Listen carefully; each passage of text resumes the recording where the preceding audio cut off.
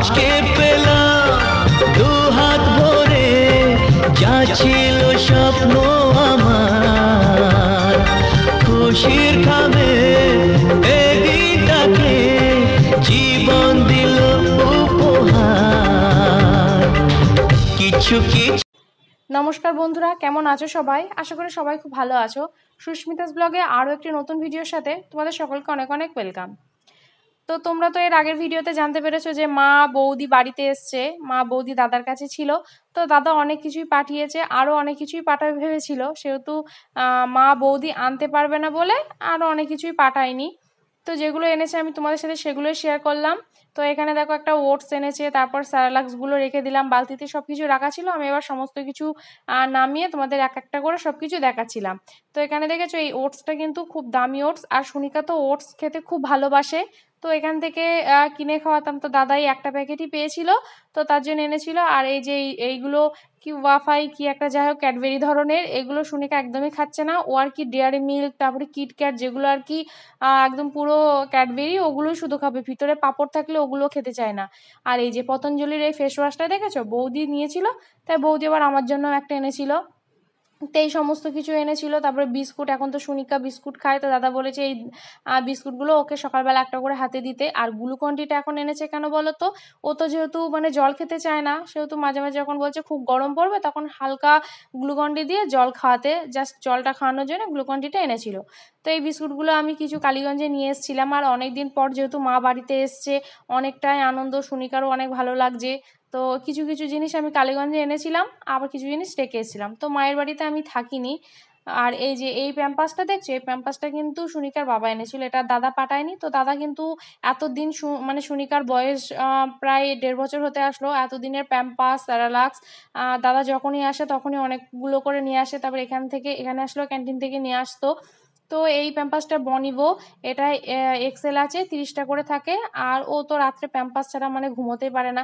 2 দিন চেষ্টা করেছিলাম যে প্যাম্পাস ছাড়া ঘুমানোর, কিন্তু সারা রাত ও ঘুমাতেও পারেনি, মাঝে মাঝে উঠে পড়ছে আবার বসে পড়ছে, যেহেতু মানে প্যাম্পাস পরানো অভ্যাস। তো তারপর আমরা মায়ের বাড়িতে বেশিক্ষণ থাকিনি। আর এই যে এইগুলো আমি তোমাদেরকে আগেই শেয়ার করে দিলাম, কেন বলো তো, যেহেতু থাম্বনেইলে এক দিলাম আর ভিডিওর সেই শেষে গিয়ে এটা দিলাম, তাহলে কি তোমাদেরও দেখতে ভালো লাগবে না। তার জন্য আমি থাম্বনেইলে যেটা দিয়েছি সেটাই আমি তোমাদের সাথে আগে শেয়ার করে দিলাম। তো যদি ভিডিওটা ভালো লেগে থাকে তোমরা কিন্তু প্রথম থেকে শেষ পর্যন্ত দেখো। তো তারপর দেখো মায়ের বাড়িতে এসেই কিন্তু বৃষ্টি শুরু হয়ে গেছে, প্রচণ্ড বৃষ্টি হচ্ছিল। আর যেহেতু অনেকদিন বাড়িতে থাকা হয়নি, দেখেছো সামনে কেমন বন জঙ্গল বেঁধে গেছে। তো আস্তে আস্তে পরিষ্কার করা হবে। আর ঘরটরগুলো যেহেতু অনেক মানে বাড়িতে না থাকলে যা হয় পরিষ্কার পরিচ্ছন্ন, সেগুলো হচ্ছিল। তো তারই মাঝে আমি তোমাদের সাথে আরও কিছু মামা আর্থের প্রোডাক্ট দেখাবো। এখানে দেখেছো যে ফেস ওয়াশ, তারপরে অয়েল, তারপরে ক্রিম, এসবগুলো দাদা পেয়েছিল।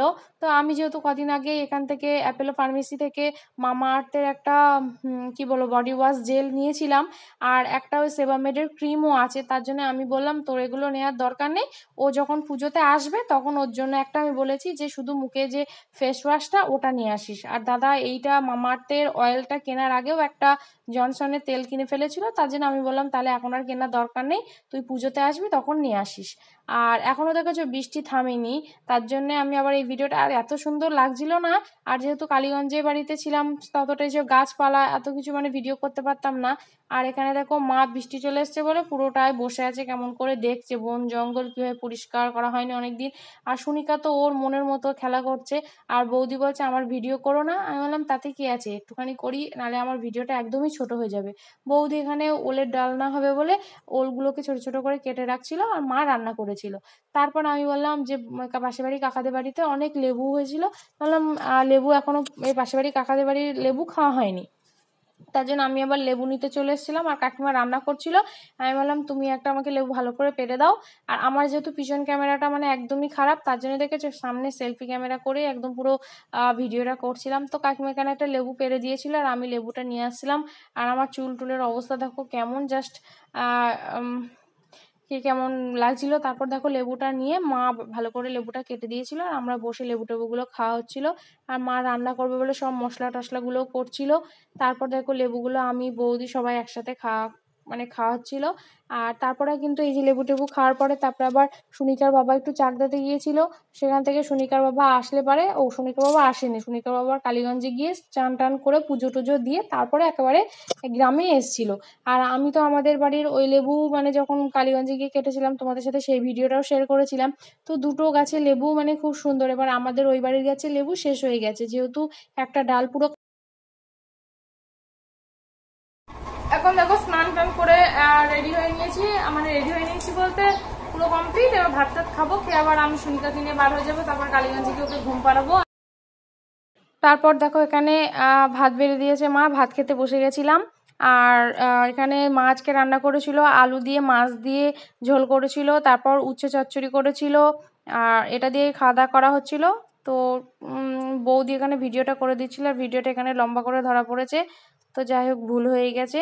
আর তারপরে মাছ দিয়ে খাওয়ার পরে আমরা আর বেশিক্ষণ পর বসিনি, চলে এসেছিলাম। তারপর কালীগঞ্জে এসে আর কোনো ভিডিও করা হয়নি, এটা হচ্ছে পরদিনের ভিডিও।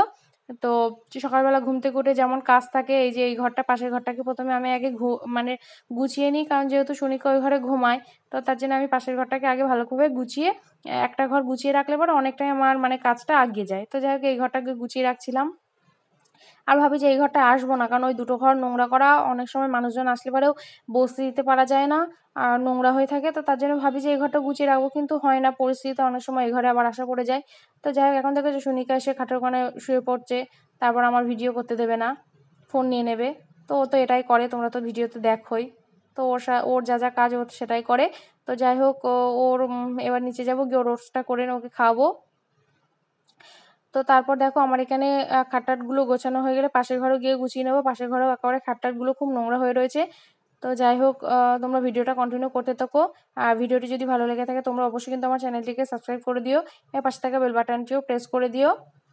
আর এখন আমি ভিডিও মানে আগে অনেক কিছুই এডিট করতে পারতাম না, এখন আস্তে আস্তে অনেক কিছুই শিখছি। আর কি বলো তো, নিজে হাতে করে শেখাটা আর মজাটাই আলাদা। কারণ আগে ভাবতাম যদি কপিরাইট ক্লেম চলে আসে, তো জানি না এখন আবার কোনো ভিডিওতে চলে আসবে কি না। যদি কপিরাইট ক্লেম চলে আসে, আর এক একটা করে ভিডিও ছাড়া অনেক কষ্টের ব্যাপার।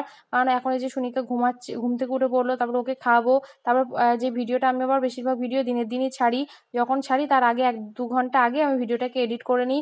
আর এডিট করতে বসতে গেলে পুরো মাথা পুরো খারাপ হয়ে যায়, ওই থাম্বনেল বানানো, টাইটেল বানানো, তারপর কোন জায়গাটায় মানে কাটতে হবে, মানে ভলিউমটাকে মিউট করতে হবে কোন জায়গাটায়, আবার ভয়েস দেওয়ার সময় কি বলবো না বলবো ভুল হয়ে যায়, মানে একটু মানে খুব চাপের ব্যাপার হয়ে যায় দিনের দিন ভিডিওটা দেওয়া। তাছাড়া মানে হয়ও না, ওকে নিয়ে রাত্রে বললাম তো আমি বেশি রাত পর্যন্ত জাগতে পারি না। তো আমি আগে অনেক কিছু পারতাম না, এখন অনেক কিছু আস্তে আস্তে শিখছি, আর এরপরে হয়তো আরও ভালো কিছু শিখে নেব। তো তোমরা কিন্তু ভিডিওগুলো আমাকে অনেক কিছু মানে সাপোর্ট করো, দেখো। আর কি বলবো বলো তো, এই যে দেখো এখন খাটটাটগুলো গুছিয়ে নেওয়ার পরে আমি আবার কি বলবো মানে পুরোটাই উপরটা গুছিয়ে তারপর একবার নিচে যাবো, কারণ নিচে গেলে পারে এই সুনিকা গিয়ে রান্নাঘরটার যা অবস্থা করে দেয়। তো তার জন্য আমি একবার উপরটা গুছিয়ে তারপরে নিচে যাব।